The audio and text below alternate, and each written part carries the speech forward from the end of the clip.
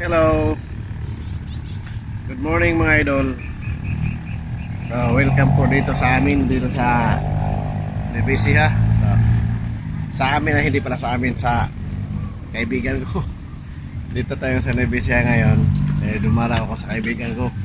So, pupunta tayo dito sa palayan niya. Silipin natin kung gaano kalawak ito. Grabe yung laki nito mga idol. Ang lawak nito. Siya po may-ari nito. So, samahan niyo ako mga idol. Ikot tayo dito. Puntahan natin dito sa mayroon sila ditong irrigation. Ito po yung nagsusupply sa kanilang tubig. Yung tubig na ginagamit dito sa palayan, dito nila kinukuha. May sapa rin dito sa gilid. Ayan, may naliligo na mga titig.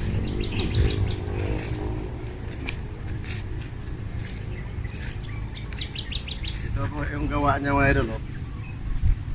Ginawa niya to bago siya nawala. Kaya kami pumunta rito kasi wala na siya. Maalam na siya. So dinalaw namin siya rito. Pinuntahan namin yung mga ipundar niya ito. Ito, palayan to siya nangasiwa rito.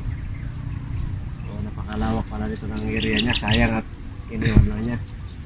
Hindi niya naabot na ma-harvest. Malapit na magbunga yung palay niya. So ayun o. Tama yung itik na yun. Kanya yan. Yung naliligo. Nag-iisa lang pala to.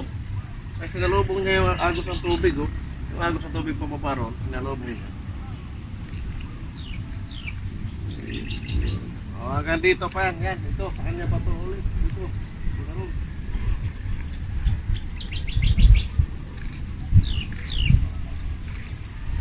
Oh, malalim na dito oh.